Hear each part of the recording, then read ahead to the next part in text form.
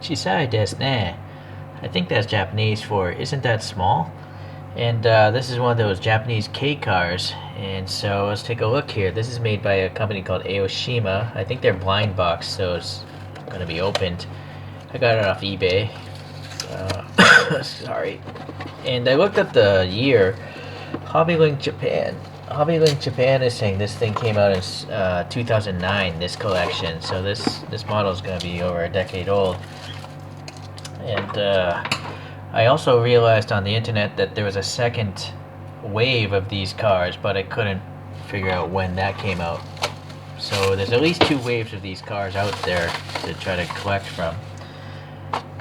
This seller, Human Go, actually goes and adds extra packaging, to make sure the model shows up safe.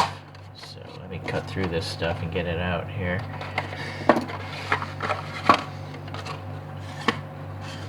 So Blister Pack. Okay, this bag here.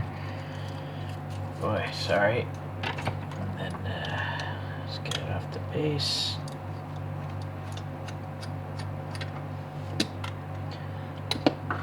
Alright, so hopefully you may have had a chance to check out the box by this time. I couldn't find any sort of year on this thing. So, but anyways, I do have this I'm going to compare it to. I have to get these 2 models still. I like these K cars. It's just funny to look at, really, compared to regular full-size vehicles. Okay, so the Honda Beat, I guess, was sold between 1991 and 1996. And as being a K-class car, it had a 660cc engine, and it's actually in the back. So it's like a mid-engine sports car, just a miniature one. It's like a miniature Ferrari. It's making a little over 60 horsepower. And Wikipedia says is the last Honda to be the last K-class Honda to be approved by Soichiro Honda himself. He passed away soon after. And then over 33,000 of these were made, and the design itself originated from Pininfarina, of Ferrari design fame, and I guess they sold it to Honda. So it actually makes sense that it's kind of like a miniature Ferrari, just more reliable. Okay, so let's take a look, closer detail here. Boy, it's really small, just holding in my fingers here.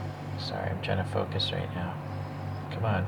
There we go. Alright, so we got Beat here. Printed pretty nice. I guess these are like alloys or possibly steel. Compared to those 2 photos, the white photo looked like stamped steel wheels, but the yellow photo looks like they might be cast alloy. Or maybe it's just so low resolution, I can't tell.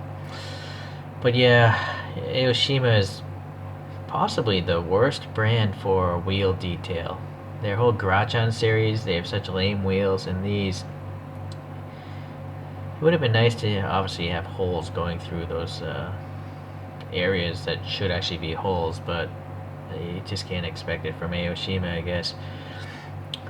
But the body is nice here. I mean, this orange printing is looking good. There's pretty crisp molding here. And being a white color, unfortunately, you're going to see some of the darkness of the casting around the edges. Okay, let's go to the front here. And then Aoshima has plastic lenses. That looks good. Little black paint well applied there in those vents. And it's nice to see something on the license plate, so that looks great. We got the Honda logo. That's looking pretty sharp. Yep, looks good to me. And it's really weird that the wiper fluid things are way forward, like there, but that is accurate, it seems, at least when I look at the photograph of the real car. Molded windows, some black color going around the trim. I don't see any indication of any wiper blades, though. That seems to be a common trait amongst Aoshima cars as well. There are definitely 2 wiper blades here on the real car, but not on this model. The mirrors are, I guess, okay. I mean, they're not really exactly like the real car, but they're not just blobs either. They're semi-blobs. Okay, let's see about this interior. Yeah, another Aoshima trait is just black molded plastic. Decent detail. Just would have been nice to maybe have some additional color. Although the real car itself had a black interior, it seems, so that actually is accurate. This little convertible cover, the tonneau seems alright, looks okay. And then I didn't even talk about the door handle there. Yeah, it's alright, I guess. I was wondering if there's any black paint there, but there's not. Okay, so on this one, no, I thought they were just painted, but no, they're actually red lenses, but the top half is painted orange. And then obviously some silver there, so that's pretty good, I guess. Okay, Honda logo looks good. Nice to see something on the plate again. Black paint here, looks alright. A little silver nub for the exhaust tip. This side, little fuel filler cap. See, the white paint's having a hard time covering that up. Okay. This tire here. Or maybe the paint. Ooh, you notice I just flaked off the silver there, just rubbing it twice. So be mindful of that.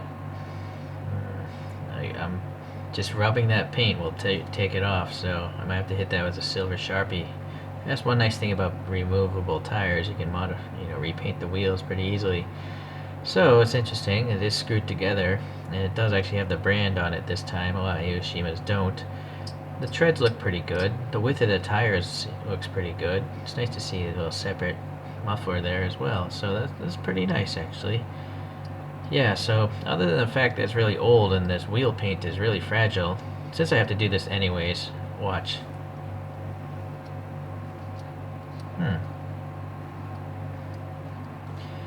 Yeah, I definitely think there's less silver than there was before, so that's too bad. Okay, so let's compare it to some other K-Class cars. I'll pull out the spin machine here. This is my idea of a winding mountainous road, and so someone in Japan is probably riding around in one of these things, maybe doing some drifting, even being rear-wheel drive. So before this I have a different video. This is the Autozam Az1. It's actually a Mazda vehicle, but it's branded as an Autozam, so it's possible there was some chasing going on, kind of a miniature scale Initial D drift scene going on there. Here's a nice little Subaru K car. This is made by a company called CM's, CM''S. So, granted that's a rally car. But this is another Aoshima, and it's just like a all plastic. This is diecast. This is all plastic. I think it may have come out of like a gumball machine, one of those Gashapon capsules. There's actually decent detail. It's just all plastic. Okay, but this is a K-Class truck, so it's still a small vehicle as far as its footprint goes, but it's taller being a truck. Okay, so now let's compare it to some more normal sized vehicles. This is a mini GT Alpina, or very similar to a BMW M3 E30. Excuse me. So let's see the front ends. Yeah, you can definitely see. Well, granted, this has some body flares going on, but overall length, you can definitely see a difference, right? Okay. So then, in a strange fictional world, somehow the Massachusetts State Police ended up in Japan and pulled this guy over. So I'm sure at least people in America would recognize a Ford Explorer. So yeah, you get an idea about the size difference.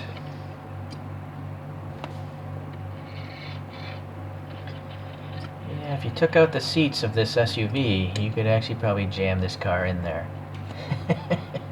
Okay. Well, anyways, yeah, I like these K cars. I'm gonna try to get the other ones.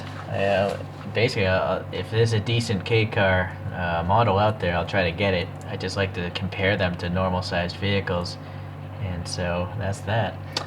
Alright guys, well, stay healthy, and we'll see you in the next review. Thanks.